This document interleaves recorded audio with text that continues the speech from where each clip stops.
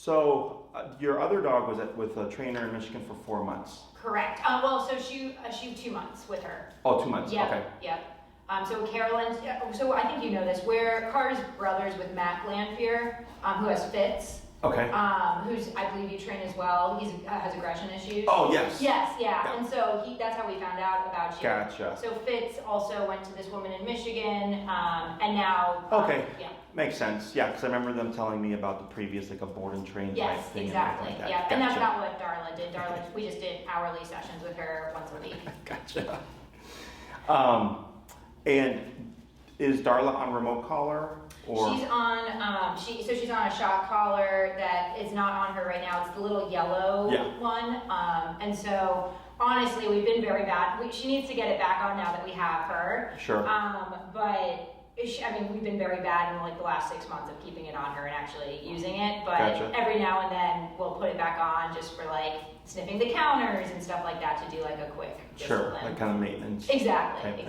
Gotcha. But overall, I mean, you're probably gonna see Darla and be like, oh, she's a horrible dog. But like overall, we're pretty happy with, Yeah. she's a sweet dog, and she listens to us. She comes when she's called. Is this her e-collar? And so this is actually a perimeter collar for the Yep. kitchen. Okay. I see. So it keeps her out of the kitchen. Exactly. Okay. So like electronic fence, but you're doing it indoors. Exactly. I gotcha. Not that it works that well. She ate half a pizza this morning. Yeah, well, I think something actually is wrong with it because she did eat half a pizza this morning. Okay. Well, first thing I can tell you, just off of looking at it, it's definitely too loose. Okay. Yeah.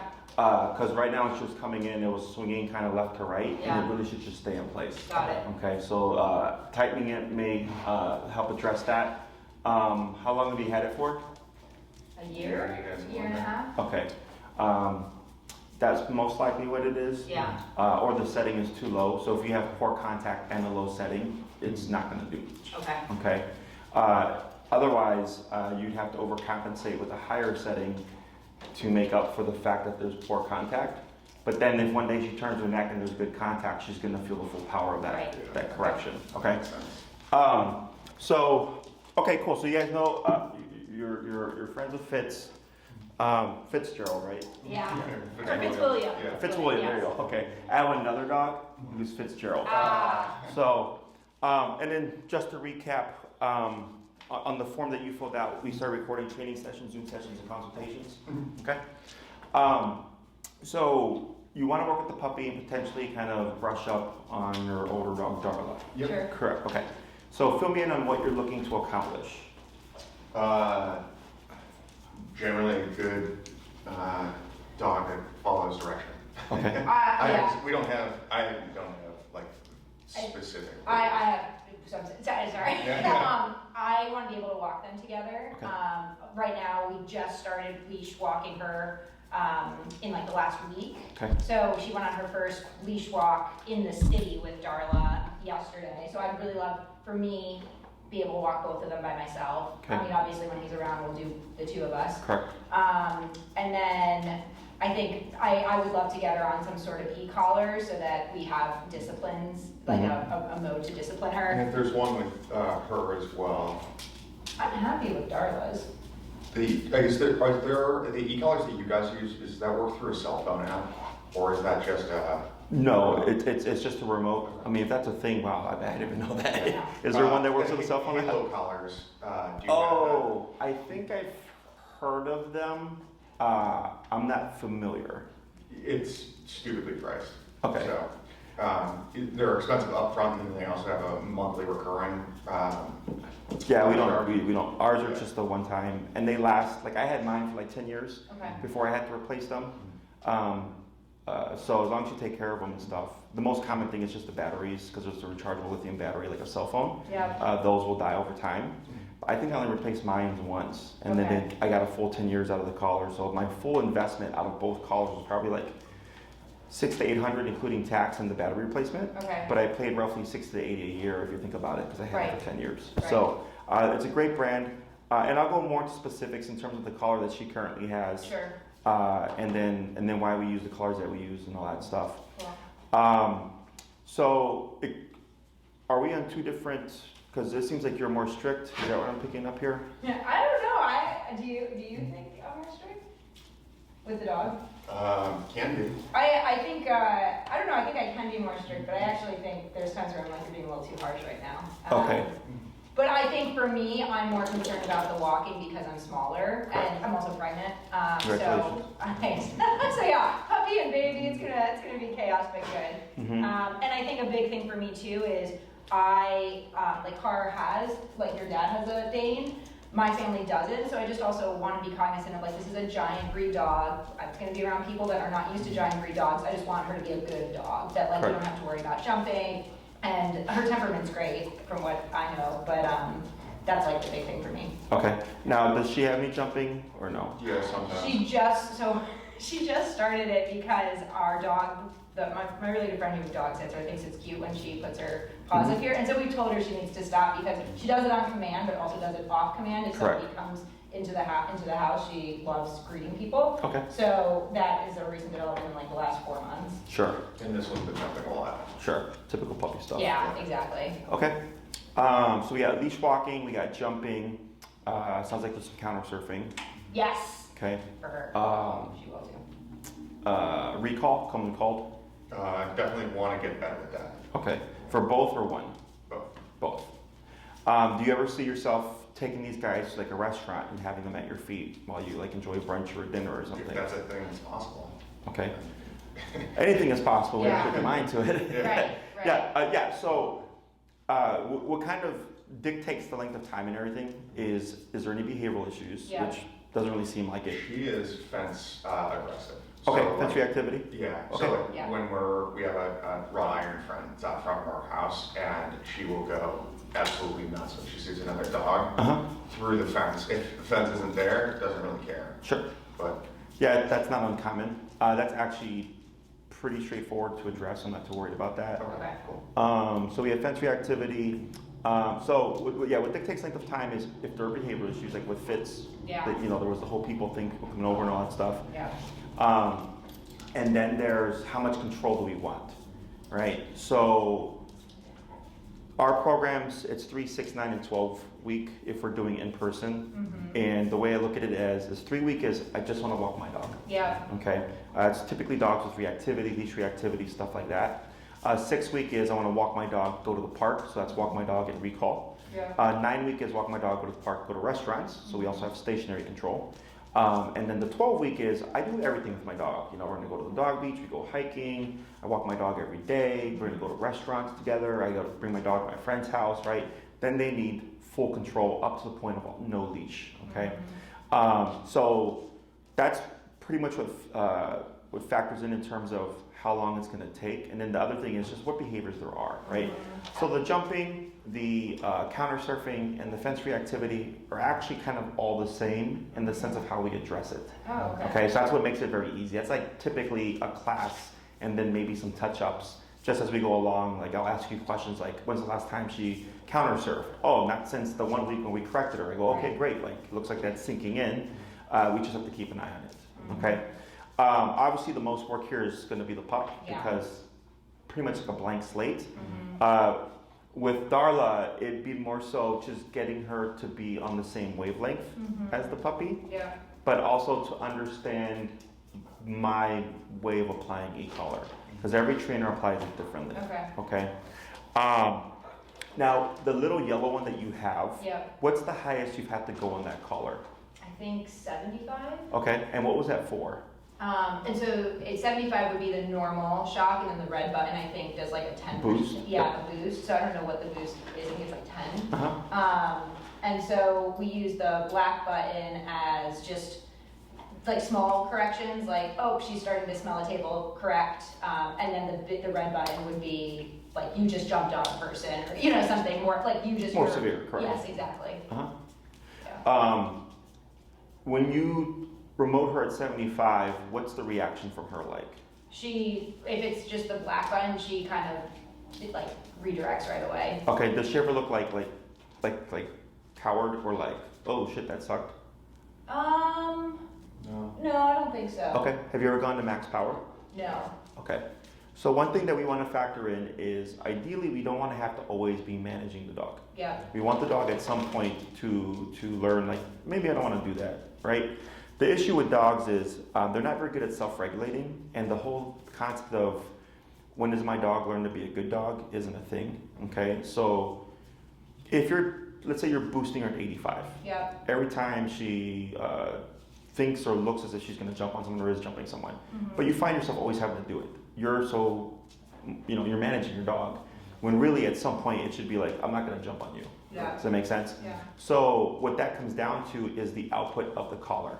Okay, so with the brand that we use, there's low, medium, low, medium, medium, high, and high. Okay, so if I get a dog like this, we're high. Yeah. Okay, so like a low output collar, you could be on 100 max power, and they feel it as if it's like a 30 to 40 on a high powered collar. Because of her Size, yeah. exactly, right? So the yellow collar, she doesn't like my pit apparently. I know, it's funny. She's very spunky. Yeah. So the collar that you have, do you know if it says like mini educator on it? Yes, it does. So that's meant for a 35-pound dog and under. Okay. Okay, hence the word mini. Got it. Okay, so it's a very common thing that I come across. A lot of trainers sell that model, even if it's like what is she, 100 pounds? She's 120. 120, right? Yeah. So obviously you have a featherweight to a heavyweight, Yeah. so to speak, right? Yes. So with that low powered collar, because even if you max it out, if you're always managing her, it's because you don't have enough output to correct her at the level she needs to be corrected for her size. Got it. Does that make sense? Yeah. So that's one thing that would factor in, because at this point, if you've been correcting her at a higher level, it should kind of be on the off occasion, maybe she kind of forgets, or like, hey, there's pizza, I really want to try for that pizza.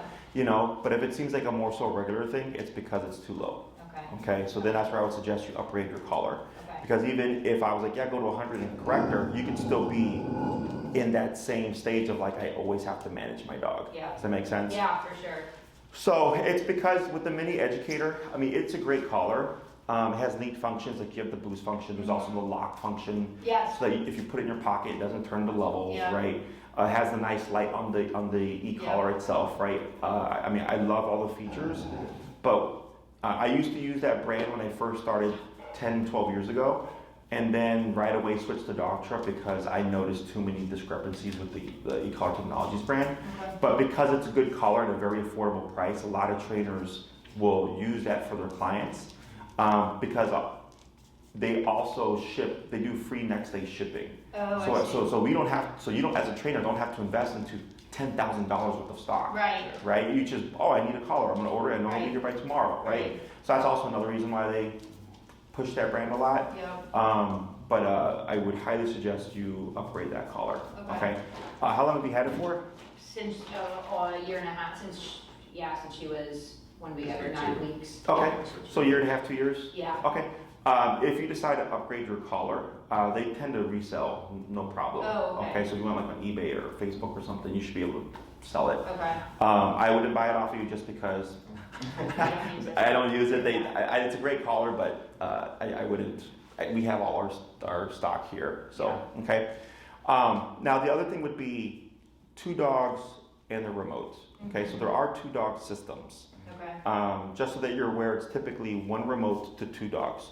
However, you can also pair a second remote so that both of you could have a remote that would have control over both dogs.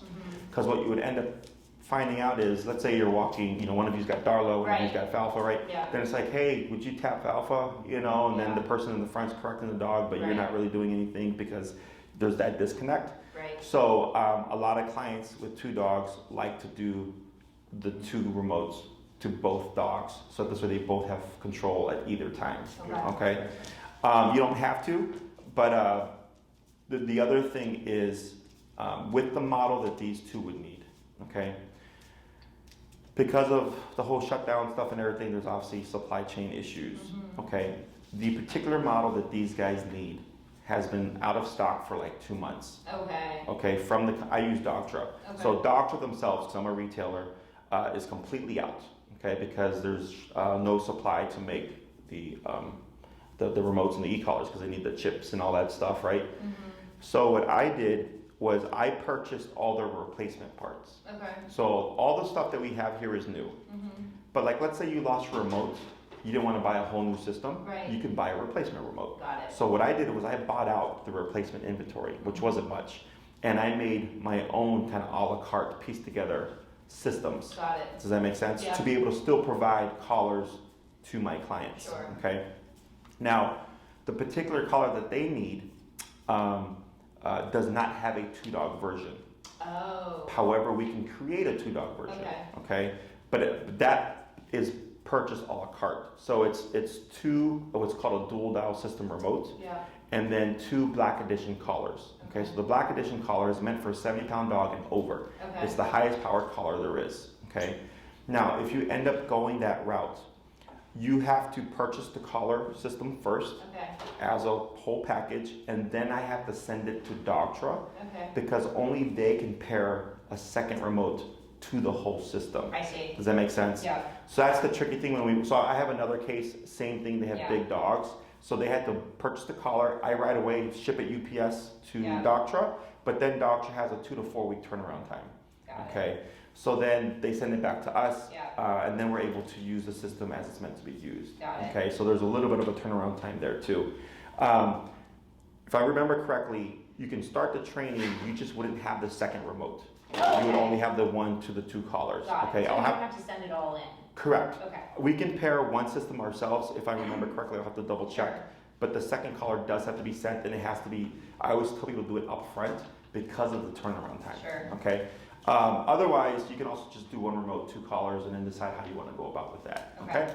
So when it comes to the training and like the length of time and the cost and everything with these guys, is you can actually start remote training with Falfa already. Yeah. Okay. With larger breed dogs, they mature more quickly, in my opinion. Yeah. If this was like a little Shih Tzu or like your average size dog, we Right. usually wait till 6 months to Got begin it. e-collar training. Got Okay. it. But with these larger breeds, German Shepherds, Pit Bulls, Great Danes, like very large dogs, Yeah. we can actually start as young as 4 months. Okay, because I think she was 4 months when she started. Yeah. Okay. So that's nice because you could technically start sooner with her. Sure. Okay. When it comes to being able to walk both of them together, that Yeah. is something that I can teach you. Depending on how good your handling skills are and how good you guys are about following through with the training, Yeah. you may need a prong collar to help you when you walk both dogs. Do you use Gentle? So she uses Gentle Leader. Do you? And we got her a Gentle Leader, but haven't trained her on it yet. Do you use that, or do you not like that? We use it for puppies under 6 months, so it's fine Okay. for like the little one here. Yeah. But even with these bigger dogs, with the Gentle Leader, they have more leverage over you just because they're so Sure. big and heavy. Sure. Okay. So at 6 months, we stop with Gentle Leader and we go up to prong and e-collar Yeah. because Gentle Leader doesn't have any aversiveness to it. Yes. Okay, it's not a correctional tool. It's meant to allow you to be able to walk your puppy and or dog easier. Sure. Right, but there's still leverage on their part that's going to be greater than yours. Okay. So with her, in the meantime, you can use it. But with the prong collar, the reason why I suggest using that for the both of them Yeah. is because 1, you're pregnant. Yeah. 2, they're going to be really big. Right. And if something happens, a firework blows up. Let's say a dog barks at them and one of them barks and the other one barks too, Yeah. like even out of nowhere if you've never seen it. In that moment, the prong collar would give you much more physical control Right. than what another, like the Gentle Leader would. Right. Okay. And that's something they would only wear when on a walk. Correct. Okay. Yeah. It's a lot of trainers call it power steering on a dog Sure. because it just gives you so much control. Right. Because you've seen a prong collar, correct? Yes. Like the Yeah. spiky looking one. Yeah. So it's meant to mimic a dog bite. Okay. Okay, that's why it looks the way it looks. But it gives, so if it's placed up here, so if the dog starts pulling on the prong, when you pull up, right away they have no leverage Yeah. right here. Okay. But a lot of things fall down here where they can put their chest behind it, or with the Gentle Leader, since it's on the snout, it'll turn the head, but they can still technically put their shoulders and their body into the pool. Got it. Okay. Yeah. Whereas with the prong, because it isn't aversive, there is some discomfort, right? Yeah. Is that's what's going to get them to think to themselves, like, okay, maybe I need to stop doing what I'm doing because Right. this pressure is turning on. Okay. Right. And if you're walking more than one dog, especially 2 big dogs, Yeah. prong collar is a game changer. Okay. Okay. It doesn't take much technical skill Okay. in how you would be using it, and I would walk you through all that stuff. So the way I would kind of see this playing out, potty training is good with the pup. Yes, I'd say she's like 80% there. We crate train her. Okay. And like today, she had an accident at the door, so it was Sure. kind of on us. But yeah, I'd say, don't you think 80% there? Yeah. Yeah. So typically when we're working with 2 dogs, I suggest that clients extend the first 2 classes by half an hour. Okay. Okay, and there's just like a fee for it. Maria knows all that stuff. Sure. To allow us 45 minutes with one dog, 45 minutes with the other dog. Okay. Otherwise, if we try to do half an hour, it's usually not enough time. Sure. Okay. By the 3rd class, in most cases, we don't need the half-hour extension. Okay. Okay, we can because once you understand how I use the collar, Sure. it makes everything a lot faster. And once you understand the concepts, it's really just, okay, we would focus more time on her. Sure. And then it's very easily just applied to her Yeah. because she's really just a brush up. Yep. And learn how we use the collar like Jess uses the collar. Right. That's pretty much it. Right. Okay. So the first thing they always teach is leash walking, Yep. which is heel. It's the foundation for everything. We did it for Fitz Yeah. because we're going to do behavioral work and we needed Fitz to understand how I use the collar. Yeah. Okay. And then from there we were able to work on his behavioral stuff. Same thing with these guys. If for Falfa here, she has no concept of what the e-collar is. Yeah. She has to learn how it turns on and how it turns off. Yeah. Okay. Leash walking or walking our dogs is something that we do at least 3 times a day in most cases, right? Yeah. To let our dogs go to potty, puppies maybe a few more times. Yeah. So that's at least 3 times a day that you're getting to practice the e-collar. Yeah. Okay. So once we teach the skill, it's use it. Yeah. People tend to, we train and then they think, okay, I'm only going to need to use heel when I need it. Sure. Right? But then it's funny because then they'll complain that their dog is pulling, but I'm like, but that's why we teach the heel. Sure. Right? But they're like, oh, I don't need my dog to heel, I just need my dog not to pull. Right. Oh, but that's too complicated. Dogs don't understand that. They're either Right. pulling or not pulling. There's no kind of in between. Right. Does that make sense? Yeah. So once you understand the concept of heel, we teach that class 1, you rinse and repeat throughout the week. Okay. You come back class 2, how are we doing? Oh, she's doing pretty good. Her number is usually around 45 when we start, but then it's like, 75 and she's perfect. Right. Right? Then I go, okay, then just start your walks at 75 then, because if you always start at 45 and work your way up, then that tells me 45 is too low. Yeah. Right? So that first week you're also kind of getting info in terms of what the dog's levels are. Sure. Those levels may change as well because different models. Right? So like you may find her number drops down to 30, 40 because now you're on a higher output collar. Yeah. Right? So, Should we be stopping this, for example? Like, I know it's play, but I mean, it's really up to you. okay. Do they play all the time? They either are sleeping or playing. I guess there's a world where they, for a little bit, kind of just coexist. Sure. So in my opinion, yes. Okay. Because we don't see it as a bad thing because it's kind of like they're just entertaining each Yeah. other, but there's no boundary to it. Right. Right. And that's the problem is there's no boundary. Yeah. Right. So it's like with a kid, like if they're always playing video games, it's like, should we stop the kids from Sure. playing? Like probably because there's schoolwork, there's chores, Yeah. there's life, there's socializing with kids, there's stuff like that. So if you don't put boundaries on them, they won't put boundaries themselves. Yeah. And it's healthy, like the boundary of don't counter surf, right? Yeah. That's a healthy boundary because what if there's something on the counter that she shouldn't Right. be eating, Right. right? So, and when it comes to counter surfing too, there's stuff that I would show you that wouldn't be dependent on the e-collar, Okay. but would allow you to correct the dog still, because if it's always on the e-collar, you'll find yourself always needing to have it on in order for the dog to be well behaved. Got it. Okay. Now I'm a when you need it, you have it kind of person. Yeah. That's typically how it applies with dogs. So if you're going to go on a walk with both dogs, or even one dog, Yeah. you have your e-collar on, right? You have your prong collar on because you're outside. You can't account for life. You can't account for people, right? Yeah. All that stuff. If you're inside the house and nothing's going on, and the only thing is like she might counter surf when I'm cooking. Yeah. I mean, you could put the collar on, but then she's going to learn if that collar's not on, I can get away with stuff.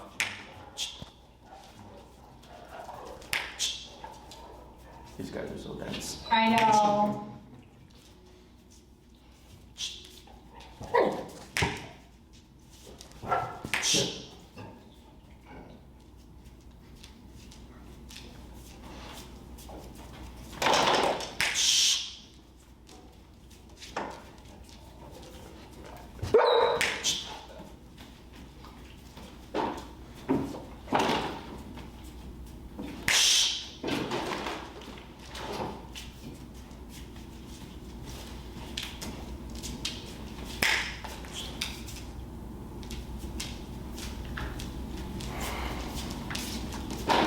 So what I'm doing there, I guess you know what Caesar mom. Sorry. Caesar mom. Yeah.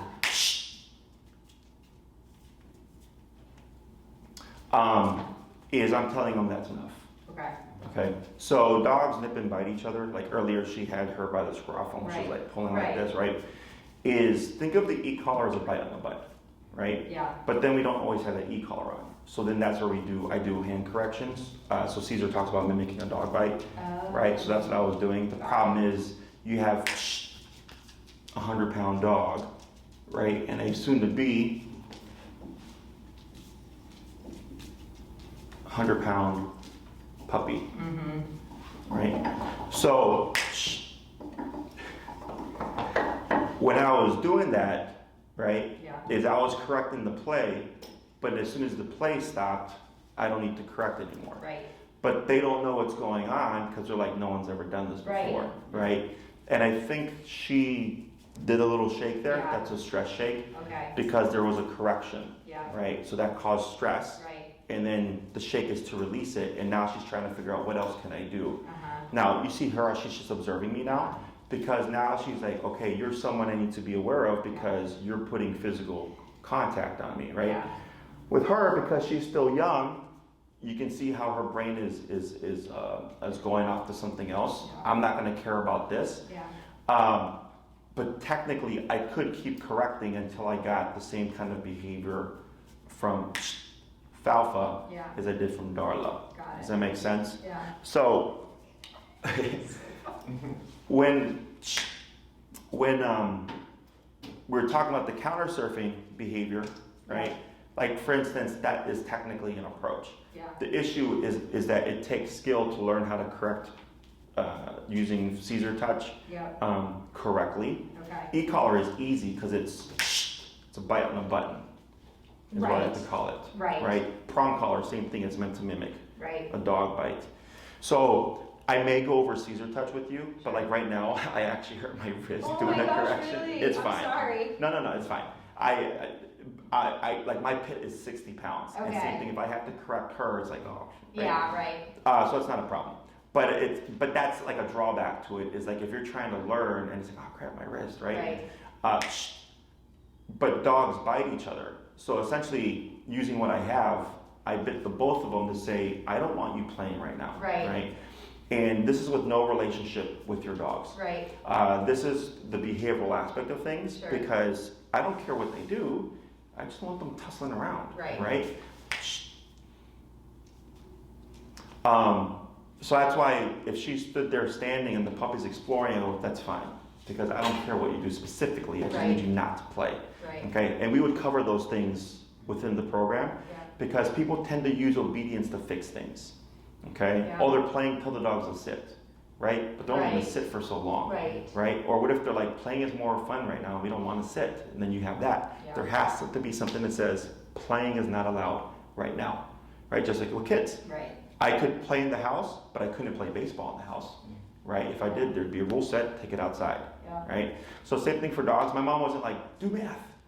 And Right. redirect me to something. Right. You know, it's just like, right now, you're not allowed to do that behavior. Right. Okay? So that's why barking at the fence is easier, Sure. because it's don't bark at the fence. Sure. Counter surfing is easy because it's don't counter surf. Right. Jumping is easy because it's don't jump. Yeah. I don't care what you do, but don't jump. Right. So we'll cover all that stuff both with remote and with other approaches, so that you're not always dependent on the remote. Okay. At least within controlled context, right? Your home is a controlled context. Sure. When a guest comes over, that's technically uncontrolled, Got right? it. Because you have an external stimuli entering into the usual day, and I'm assuming in your household it's just the two of you and the dogs. Yes. So that's the norm. That's the Yeah. controlled context.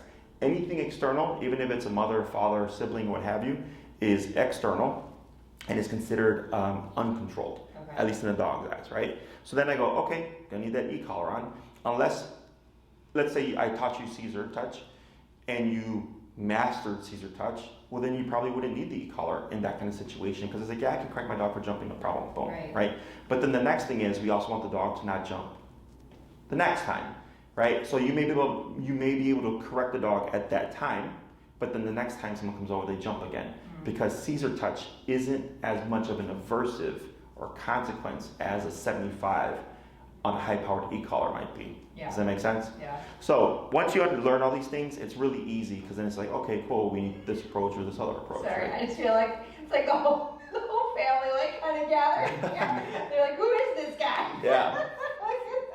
Sorry. No, you're fine. But is that all making sense? Yes, yeah, it did to you. Yeah. So, and it doesn't create any kind of because people are always afraid of like, well, isn't the dog going to be afraid of me or anything? Sure. Like, no, it's. I look at it as a parent-to-child relationship or a teacher-to-student Sure. relationship. There has to be somebody above. Yes. Right.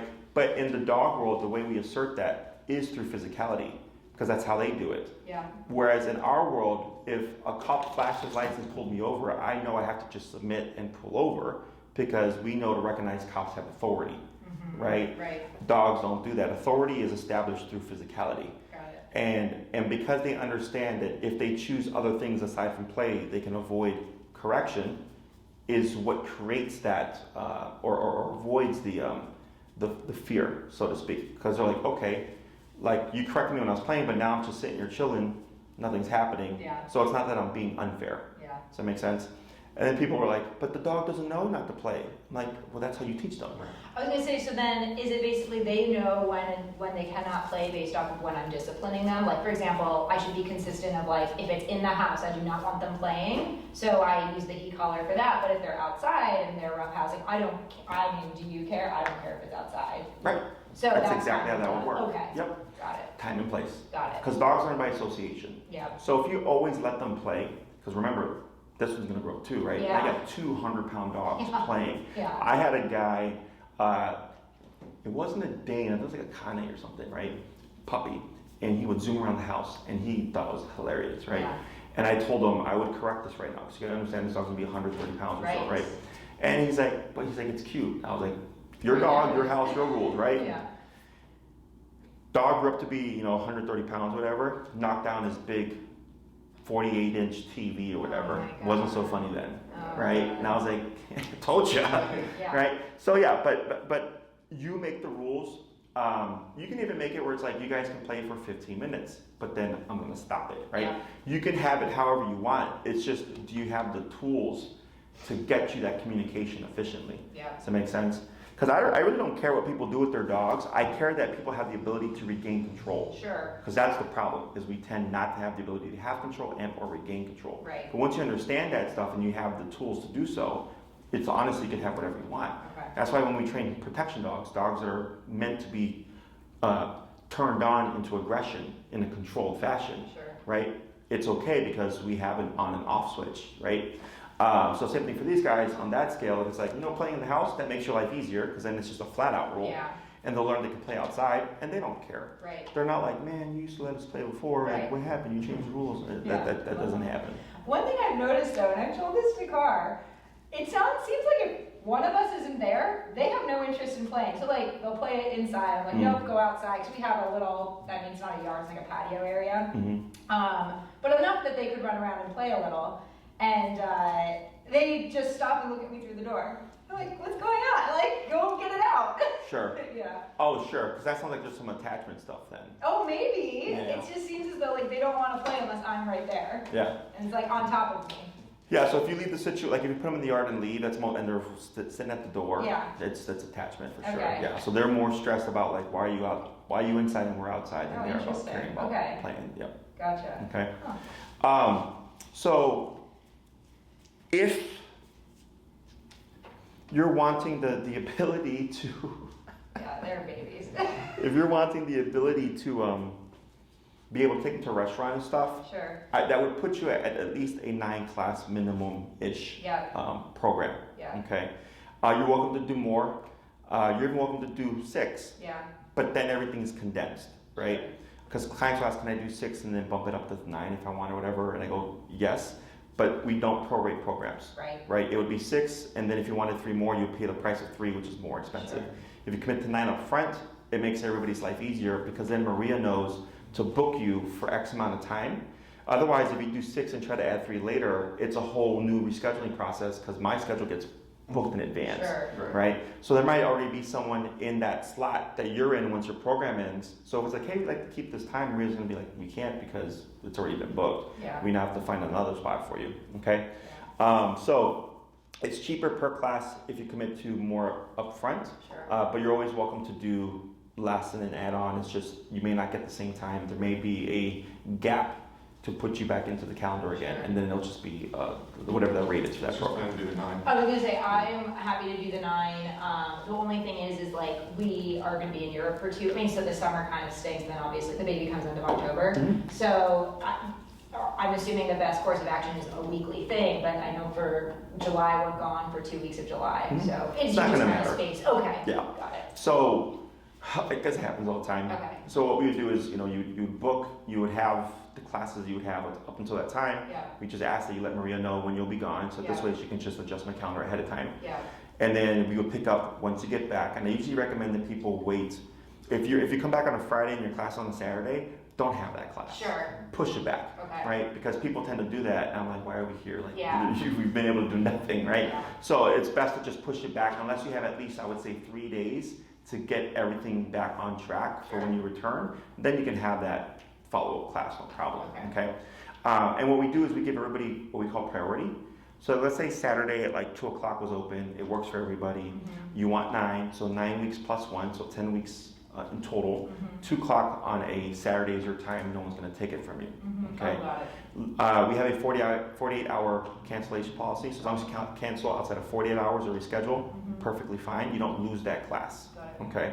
We would just push it back, but like let's say if you scheduled a few times, we hit the 10th week, but you still have 2 classes left over, Mhm. weekends and evenings are my busiest times, most likely following after that, it's gonna be booked already, okay? Yeah. So Maria would contact you and say, hey guys, you used up your priority, what other times are you available so we can finish up those last 2 classes, and then we would just put you at different times Got it. to wrap up the program. If you cancel within 48 hours, we do give everybody a freebie cancellation because we understand sometimes life happens. Sure. But then after that freebie, if you cancel again within 48 hours, it counts as a class just because it's really difficult to try to squeeze in somebody. Otherwise, I end up with these gaps, especially because we start training at Oz Park Mhm. during this time. So like sometimes I'll be there at Oz, somebody cancel last minute, and I'll just sit in Oz for an hour Yeah. waiting Got for my it. next client. So it's not going to do anything. Yeah. Yeah. So, and it's all in the contract that she would send you to fill you in on stuff. The way I would see this program playing out is first 2 classes are going to be on heel. Okay. Okay. Focus more on Falfa here, Sure. and then do a little bit with her to catch her up to what we're doing. Mhm. 3rd class, typically I like to jump into recall Okay. because it takes the longest to teach. Mhm. Okay, because you got to go to the park, put your dog on a long leash, let your dog be a dog, and Yeah. find opportunities to practice your recall. Yeah. Okay, so I like to get recall as soon as possible, and then this way during the training program, as we wrap it up, we're able to touch on it. We'll ask you, like, how's recall been? And you're like, oh, Jesse, it's been great. We've been going to all the different parks and practicing and stuff like that. Oh, Right. cool. We'll work on teaching like correcting counter surfing, whatever, class 4. Class 5 can cover stationary control, which is go to a dog bed and don't move. Mhm. And if you want to go to a restaurant and bring your dogs with you, plop down a towel, they lay down, they won't move, you can enjoy lunch, brunch, whatever. Yeah. It's also very handy for when you just have a baby, Yeah. okay? Especially if you got dogs that are used to kind of this, right? Yeah. You bring the baby home, hey, what do we got? Right? And they're constantly in the baby's Yes. face. So it's nice to have them away. Yeah. So if you're doing tummy time Yeah. is a thing, right? Yeah. Yeah.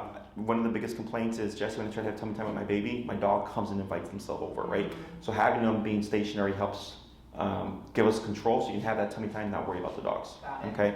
Also, life tends to go upside down when the baby comes in. Like you're not sleeping as Right. much, you're changing diapers, feeding the baby, trying to calm the baby down. There's a lot of stuff going on. It's nice to just put the dogs in a place and not have to worry about them. Sure. Okay. Sometimes, also, just as a heads up to you, shh. I think she's chewing her leash. There you go. How dogs behave when you bring home a baby. Right. I've seen all sorts of stuff. I've had the happiest go luckiest dogs become territorial, either from the parents to the baby, from the baby to the parents, from the family to anybody entering the home. Sure. I've had dogs that were like highly aggressive, love the baby, like there's no rhyme or reason. So the fact that you're starting this now is good. When do you do? October 22nd. So we have. I got 20 more weeks, so like 4.5 months. Okay, cool. So that's plenty of time to get things done now. Yes. Because I've also worked with clients that was like baby's due in a month. Yeah, and you're like, Or like baby just happened, right? And it's too much. Right. So you have plenty of time. So stationary control is something that we definitely want to push as well. Walking both dogs would be a class 2 because then you have to learn how to handle the dogs. Yeah. I would also have you already start walking the dogs with the stroller. Yeah, I was gonna ask that. Yeah. Yes, we do that before the baby comes. Perfect. Right. So this way, if anything ever happens, dog pull the stroller down or anything, it's fine. It's an empty stroller. Yeah. Okay. So figuring out all that other stuff, if needed. So I'm pretty flexible how we do things. I just like to know in advance. Sure. Right. So one thing that I recommend for clients that are expecting is they usually save a class. Okay, so we get as much as we get done in 8 classes. You save that ninth one, bless you, for when the baby actually comes. Oh, got it. Okay, and then we see, is there any adverse reactions from Sure. the dogs, right? Or is there anything that we need to fix? Like it's not that they're being aggressive or defensive or anything, but like it's like they're more escalated or heightened because when the baby cries, maybe they start barking or whatever, right? We have a class so that we can address all those things too. Okay. Questions about any of that stuff? I don't think so, no. So the main things that we would cover are heel, walking on a leash, recall, come when called, and place command, stationary control. Okay, now there's technically 6 commands: sit, stay, down, come, place, heel. Okay, that can all be built to a higher level. Since we're doing 9, I'm focusing on 3, and I will teach more pending your progress. Okay. Okay, is getting your dogs to an off-leash level with like leash walking and stuff a thing that you would want, or is it? Yes. Okay. And I do disagree. So we already done hikes and stuff with her off leash, and she's great. I'd say like this past summer, she came when she was called. I was like I thought she did very well, but we would love to get Falfa to that point too. Okay. I don't think we'll be off leash in the city, but we go to Michigan and there's lots of land and we do hikes and whatnot. Gotcha. Yeah. So we can get that for the most part done within 9 classes. Okay. It's just I'm not teaching all the other stuff. Okay. Does that make sense? Yeah. So we probably won't cover sit, we won't cover down, we won't cover stay, so to speak. Yeah. But we're going to focus on recall, heel, and place, which gives you pretty much everything that you need because sit and down are stationary commands. Sure. Put your butt down, don't move. Lay down, don't move. Place is the same thing, except it's more lenient in the sense that I don't care if they sit, stand, or lay down. I just don't want them to get off the bed. Got it. Does that make sense? Yeah. So it's the easiest command to teach and reinforce. Yeah. Because if you downed your dog, like let's say Falfa was in a down, Yeah. if she sat up, you would have to correct that. Got it. There is no option to get up, right? So if you're tending to the baby, last thing you want to think about is like, is my dog holding it down, right? Place is a lot easier because it's simply just don't get off. Sure. Okay. And if you guys are doing really good with the training and stuff, I will keep teaching other things. I don't hold it to like, oh, you're only doing 9 classes. Sure. I go about my clients, right? Because I get some clients that are very much dedicated to their dog's training and they make tons of progress outside of the norm because of all the practice and the work that they're putting into it. Sure. Okay. So question on any of that stuff. I think the only thing for me is like, so we just started doing sit with her. So sit and down were things that I was just on my own gonna do with her, just like so she knows the commands because she does. Is that okay, or is it kind of like no? Then if we potentially get there in our 9 classes, No, it doesn't matter. Okay. Doesn't matter. The only thing that would, let's say we don't get to down with the class, right? Is I wouldn't expect her to have a down where she won't move for an extended period of time. Yes. Right, because we didn't cover with e-collar. Right. Because e-collar makes everything mean something. Got it. Right, because there's an aversive attached to it. Yeah. So if I say go to your bed and they go, but then they get off and I correct them, there's a consequence that they don't like. Yeah. That's the motivator for like, well, I don't want to get off because I don't want to be corrected. Makes sense. Right, because I was raised old school, I was spanked. Yeah, same. Right, so it's kind of like, Spanking our kid. yeah, so it's kind of like if I don't want to get spanked, I just don't do that behavior. Yeah. Right. Now the thing about dogs and kids is that as a kid, you could be told, don't take things that are not yours, otherwise I will spank you, and you could kind of apply all that stuff, right, and foresee that happening. So if you made that decision, like, well, that's on you, kid, right? Dogs don't have that. Right. We don't have the ability to say like, hey, if you counter surf, I'm gonna remote you, right? They have to perform the behavior and then be corrected. Sure. Right. So, but yeah, with the e-collar, and then as long as you're comfortable with correcting your dogs, there really shouldn't be any issues. Okay. That's always the biggest problem that I have, is Yeah. the client's like, well, Jesse, like, I don't like doing Caesar touch because I feel like I'm hitting my dog. Yeah. You know, I look at the same thing as spanking. Yeah. Like, if somebody, because I had a conversation with someone, I was like, oh yeah, I was spanked. Like, oh, your mom hit you? And I'm like, she didn't hit me, she spanked me. Disciplined me. Yeah, it's a different, it's a Yeah. weird psychological thing, but I remember hearing it and I was just like, I was like, well, technically, objectively, I guess she hit me, but it was discipline, it was spanking, right? Right. It's for my benefit. So same thing for dogs. It's for their benefit and yours as well, and the child's, because you have very large dogs. Right. That there has to be something that, like, you know what, I don't want to do that because I do not want to get remoted, or I don't want to be, corrected with the Caesar touch or whatever. Right. So okay. Yeah. I think the one benefit to now having two is, like, with her, I think you feel I was a lot more of a softie, and now that we have two and I've seen, like, she's fine, like crate training, we just were like, cry it out, you're fine. Like with her, I was like, oh my god, I feel so bad. So I think that's to my benefit. It's like the first child kind exactly. of thing. I'm like, you're fine. Yeah. Yeah. But yeah, that's exactly what we do here. We put the puppies in the back where they can't be heard and let them bark it out. Right. And unless if it doesn't resolve itself, then we would correct it. Right. Because that's a different type of, that's a puppy that's got separation anxiety or something. Right. Right. Right. But as long as you feel like everything's puppy-wise from what you've been doing is making progress, Yeah. then you're on the right track. Okay. If you ever feel like you're static, Yeah. where it's like, hey Jesse, she always barks for 30 minutes and it's been like that for like a month now. No, she's silent now. She doesn't. And She's then fine you're with the good. crate. Yeah. Okay. Question on any of that stuff. Can I have some crate questions. Is that okay? Sure. Okay, so we currently have, Darla was crate trained in that when we're not in the house, she's in her crate. Now that we have two, I just don't want two giant crates, so we've started weaning her off the crate. She's done really well. I guess one thing to flag, but it sounds like Place would do this, is we allow her in our bed, but we don't want her to sleep with us. So that would be Place, I assume. Technically speaking, but if you place her at night, there's just no means of reinforcing it overnight Right. because you're sleeping, Okay. right? So it would just be a rule of like you can't sleep in the bed. Okay. Yeah, which I can help you Oh. cover. Yeah. But, sorry, and this might be like, no, you have to choose her or not. Can she come in the bed when we tell her she can Yeah. come? Oh, okay. Yeah. So I was like, I still like to snuggle with No, her. there's- Just so I know online you'll read stuff like, oh, don't let the dog walk out the door in front of you, Right. and like don't let the dog sleep in the bed or be on Yeah. the couch and stuff. None of that stuff matters. What matters is, are you disciplining your dog? Okay. Right? That's the main thing that people miss. Yeah. And our discipline is timeout, scold the dog, spray him in the face with a water bottle and stuff. Yeah. But dogs bite each other. Sure. So none of those things will ever equate to a dog bite. Plus, dogs aren't self-reflective, Sure. right? So They don't journal. exactly, so that stuff doesn't apply. So, but that goes back to earlier when I said I don't care what you do with your dog.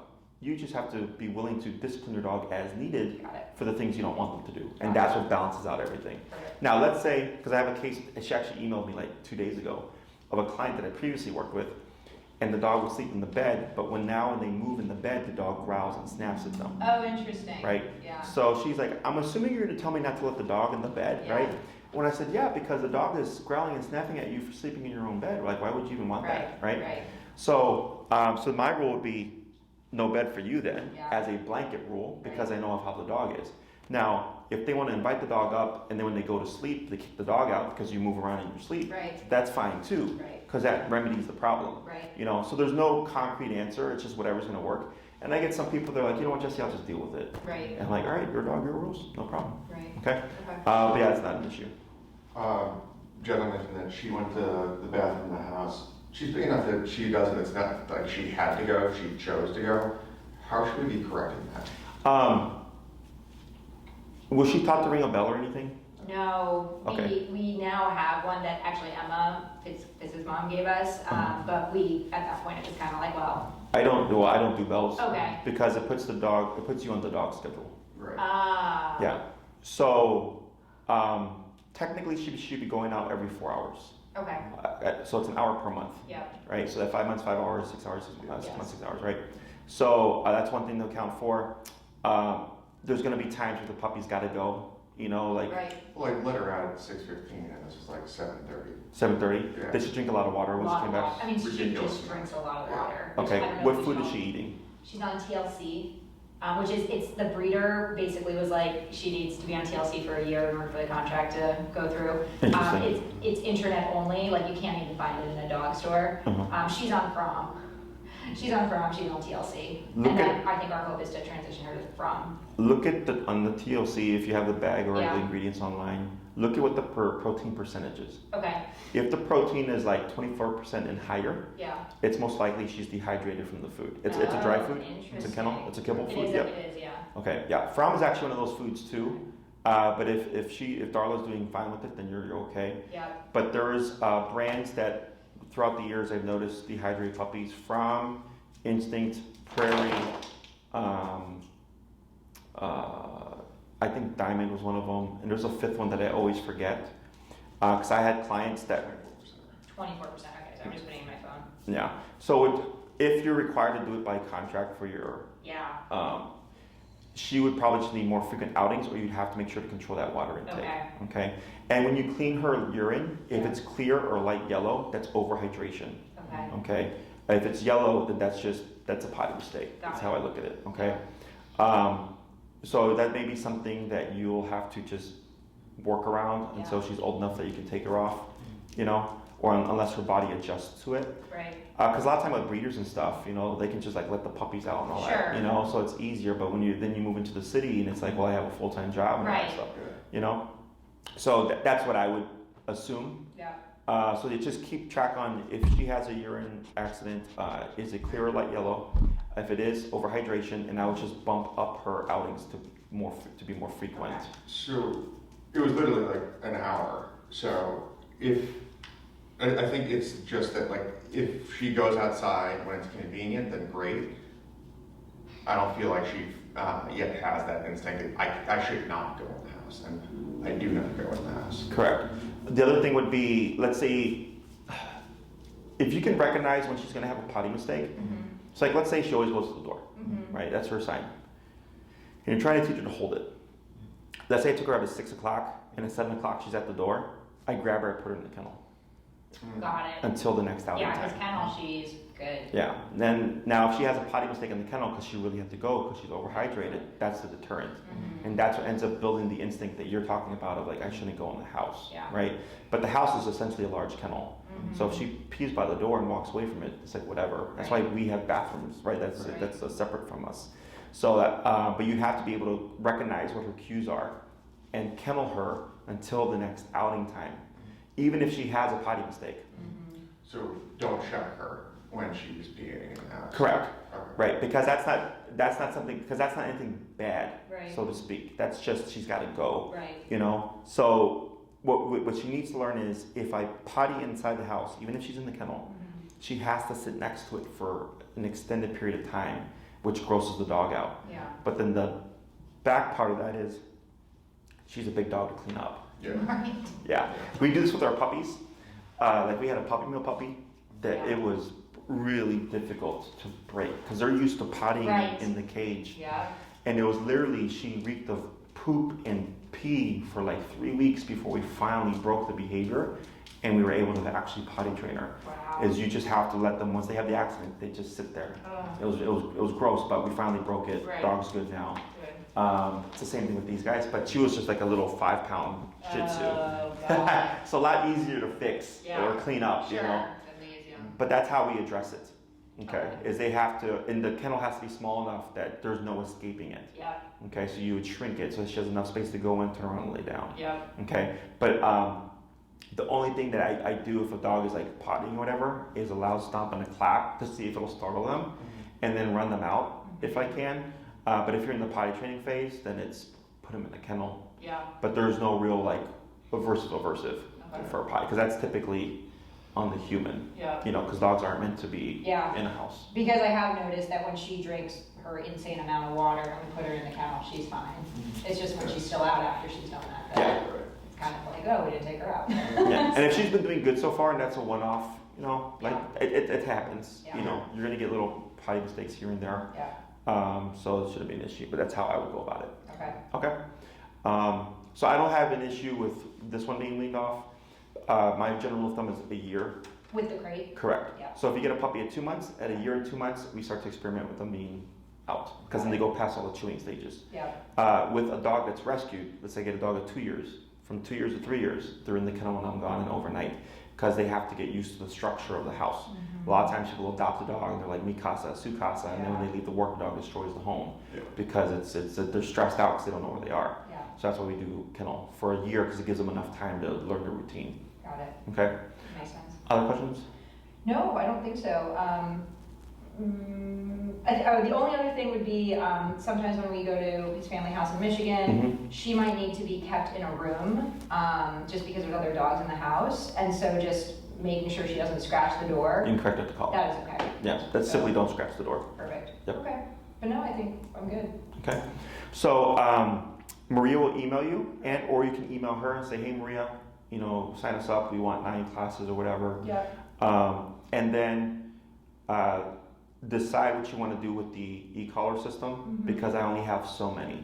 I think we can decide now, right? I think we want the 2 dog, 2 remotes. Yeah. Okay.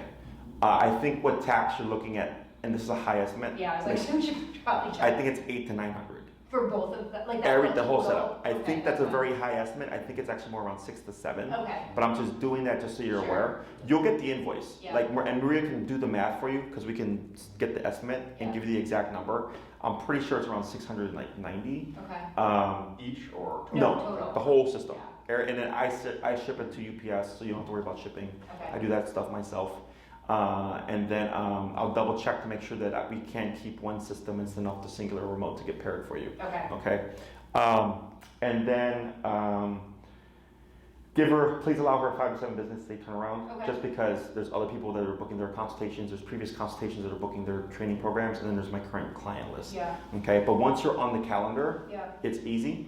And then just make sure that you do accept the calendar invites. Okay. Okay, because we've had people not accept them, and then I show up, and then they're like, "Oh, like we didn't think you would show up because we didn't accept Got it." So there's accept and Sure. decline, Yeah. right? So you can always decline, "Hey Maria, we're going to be out of town," or let her know in advance. Yeah. Otherwise, we ask that you do accept them. Otherwise, I'm just sitting there like, "Do you Right. have class today?" Fair. Okay. And can we get 2 emails on there? I know it's just yours right now. Correct. Okay, Yes. perfect. So then when you talk to Maria, just add her to the Perfect. chain, and then she'll make sure to put her on the invites and everything as well. Perfect. Okay. I'll help you guys out because I have another consultation coming in right now. Thank you very much.